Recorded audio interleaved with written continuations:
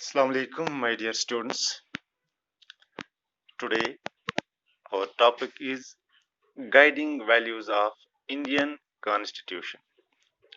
ये हमारा छठा टॉपिक जो है कॉन्स्टिट्यूशनल डिजाइन, जो हमारा चैप्टर है, चैप्टर का नाम है कॉन्स्टिट्यूशनल डिजाइन, और जो हमारा सब टॉपिक है that is the guiding value of Indian constitution. Class 9th की पॉलिटिकल साइंस का ये सेकंड चैप्टर है। पहले में जो हमारा सब टॉपिक है उसके बारे में बताऊंगा कि guiding values of Indian constitution, इसका मतलब क्या हुआ। इससे पहले भी हमने पढ़ा है कि किस तरीके से हमारे कॉन्स्टिट्यूशन को ड्राफ्ट किया गया है। कॉन्स्टिट्यूएंट असेंबली जो थी तो वो किस तरीके से वजूद में आ गई है, और ड्राफ्टिंग कमेटी जो थी उसके चेयरमैन का क्या नाम था। इसी तरीके से कॉन्स्टिट्यूएंट असेंबली जो थी उसके चेयरमैन का क्या नाम था। जो कॉन्स्टिट्यूशन की ड्राफ्टिंग कमेटी थी, डॉक्टर B.R. अम्बेडकर जो है उसके चेयरमैन थे। तो उस कमेटी ने इसको ड्राफ्ट किया। उसके बाद बहुत सारे अमेंडमेंट्स इसमें लाए गए हैं, बहुत सारी चीजें इसमें की गई हैं डिबेट्स एंड डिस्कशंस के बाद, और एक कॉन्स्टिट्यूशन तैयार किया गया। और आज 70 साल हमारे कॉन्स्टिट्यूशन को हुए हैं और आज भी लोग उसको एक्सेप्ट कर रहे हैं। क्या वजह है, कौन सी चीजें, कौन से गाइडिंग प्रिंसिपल्स, कौन से उसमें थे, कौन से प्रिंसिपल्स, कौन सी क्वालिटीज थी उस कॉन्स्टिट्यूशन में जिनकी बिना पर आज भी लोग जो है उसको फॉलो कर रहे हैं और उसी कॉन्स्टिट्यूशन को मान रहे हैं। वह कौन से वो वैल्यूज थे हमारे कॉन्स्टिट्यूशन में, कौन सी खुसूसियात थे, कौन से फीचर्स थे, कौन से प्रिंसिपल्स थे उस कॉन्स्टिट्यूशन में जिस वक्त यानी 1950 में उसको मुकम्मल किया गया था। तो 70 साल के बाद भी लोग उसको मान रहे हैं, एक्सेप्ट कर रहे हैं, तस्लीम कर रहे हैं। यहाँ पे मैंने लिखा है what is ideology oblique philosophical base for the constitution. कौन से वो आइडियाज थे, कौन सी फिलॉसफी थी उसके पीछे, जिसकी वजह से इतना खूबसूरत आइन जो है तैयार हुआ है। और 70 साल गुजरने के बाद भी लोगों को इस कॉन्स्टिट्यूशन पे यकीन है। वो कौन से आइडियाज थे, कौन सी आइडियोलॉजी थी उसमें, कौन सी फिलॉसफी थी उसमें कि इतना खूबसूरत कॉन्स्टिट्यूशन जो है तरतीब किया गया है। दूसरा, the dreams and the promises, वो कौन से ड्रीम्स जो हैं जो लोगों को दिखाए गए हैं इस कॉन्स्टिट्यूशन के जरिए, और जिन ड्रीम्स के पीछे, जिन ख्वाबों के पीछे लोग आज भी दौड़ रहे हैं। और वो कौन से प्रॉमिसेस हैं, वो कौन से वादे हैं जो उस वक्त की ड्राफ्टिंग कमेटी या उस वक्त की कॉन्स्टिट्यूएंट असेंबली ने लोगों से किए थे, वो कौन से, क्या वो पूरा हुए हैं, क्या वो कौन से वादे वो इस कॉन्स्टिट्यूशन में मौजूद थे। क्योंकि जो आइडियाज थे, मैंने आपको पहले भी कहा है, जो कॉन्स्टिट्यूएंट असेंबली थी, महात्मा गांधी, जब हम पढ़ रहे थे कॉन्स्टिट्यूएंट असेंबली किस तरीके से वजूद में आ गई है, किस तरीके से उसके मेंबर्स को इलेक्ट किया गया है, महात्मा गांधी जो है इसके मेंबर नहीं थे। महात्मा गांधी जो है उसके आइडियाज जो थे, जिसको हम गांधीइज्म भी कहते हैं, गांधीइज्म भी कहते हैं, तो वो इस कॉन्स्टिट्यूशन का हिस्सा है। हालांकि Mahatma Gandhi was not the member of the constituent assembly या ड्राफ्टिंग कमेटी में उसके कोई भी मेंबर नहीं थे, न ड्राफ्टिंग कमेटी के और न कॉन्स्टिट्यूएंट असेंबली के उनके मेंबर्स में महात्मा गांधी बिल्कुल नहीं थे।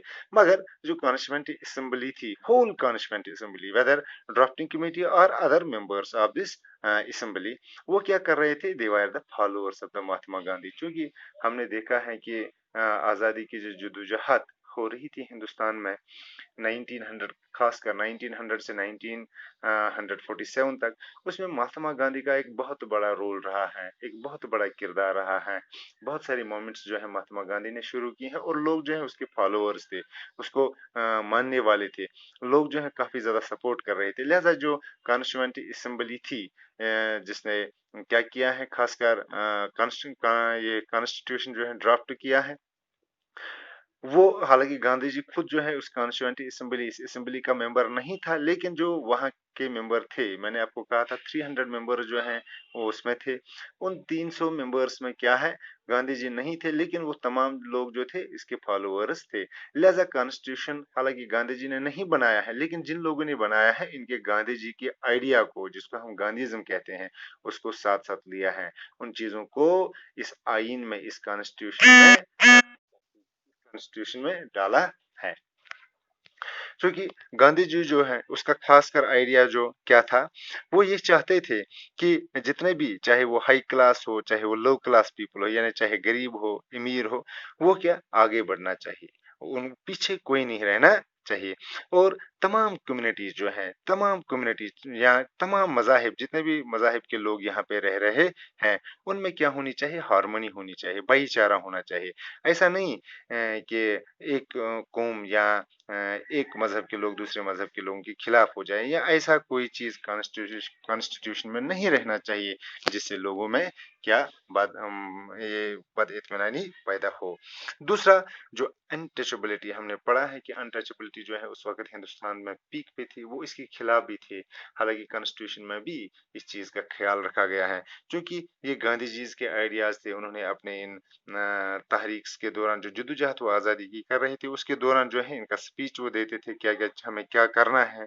हालांकि आज़ादी के पहले भी वो इन चीज़ों से क्या कर रहे थे, वो इन चीज़ों से इनकार कर रहे थे कि हमें ये अनटचेबिलिटी वगैरह जो है खत्म करनी चाहिए। एक सतिया वहां पे था, सती सती जिसको हम कहते थे, यानी जब किसी औरत का पति मरता था तो उसको हम उसके साथ जिंदा जला देते थे। तो इन चीजों को गांधी जी ने मतलब खासकर रोकने की कोशिश की। बाद में इन्हीं आइडियाज को इस कॉन्स्टिट्यूशन में उतारा गया।